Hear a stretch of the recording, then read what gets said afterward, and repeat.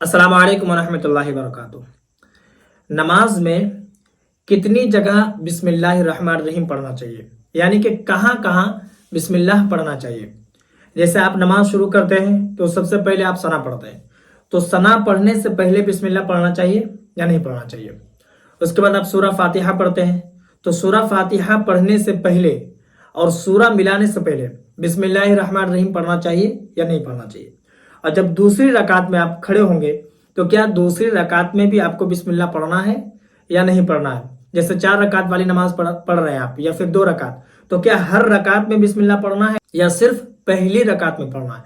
तो मैं आपको बिल्कुल डिटेल्स के साथ बताने वाला हूं और बहुत आसान तरीके से आपको बताने की कोशिश करूंगा, ताकि आपको अच्छे से मेरी बात समझ में आ जाए और आप अपनी नमाज में होने वाली इन गलतियों को सुधार कर सके। तो देखिए, सबसे पहली बात तो आप ये जान लीजिए कि जिस वक्त आपको सूरा मिलाना है और जिस वक्त आपको सूरा फातिहा पढ़ना है, उससे पहले आपको बिस्मिल्लाहिर्रहमानिर्रहीम पढ़ना है। ठीक है, मैं आपको आखिर में बताऊंगा कि अगर आप बिस्मिल्लाहिर्रहमानिर्रहीम पढ़ना भूल गए तो नमाज होगी या नहीं होगी। ठीक है, देखिए, सबसे पहले आप सना पढ़ते हैं, तो सना पढ़ने से पहले बिस्मिल्लाह नहीं पढ़ना है। बहुत सारे लोगों का यह ख्याल होता है कि अब हम नमाज शुरू कर रहे हैं तो पहले बिस्मिल्लाह पढ़ लेते हैं, लेकिन वहां बिस्मिल्लाह आपको नहीं पढ़ना है।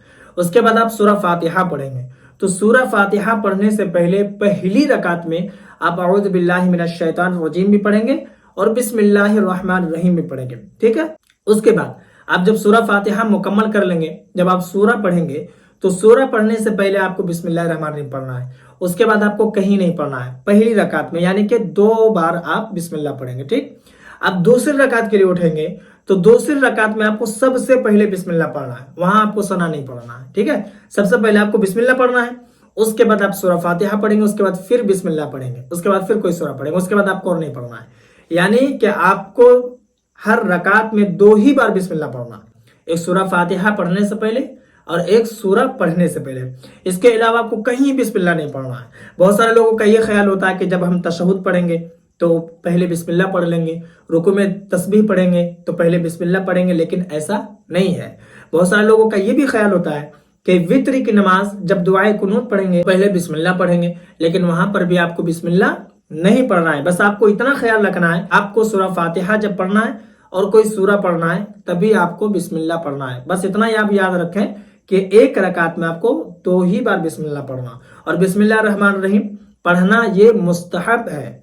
अगर आप में से कोई भूल गए, नहीं पढ़ पाए, तो आपको टेंशन लेने की जरूरत नहीं है, नमाज आपकी दुरुस्त है, यानी कि नमाज आपकी हो जाएगी, क्योंकि ये मुस्तहब अमल है। अगर किसी से ये छूट जाए तब भी नमाज हो जाती है। ठीक है, मैं उम्मीद करता हूं कि मेरी बात आपको समझ में आ गई होगी। इसके अलावा अगर आपके मन में कोई सवाल हो या फिर कोई डाउट हो तो आप मुझे कमेंट पर जरूर बताएं।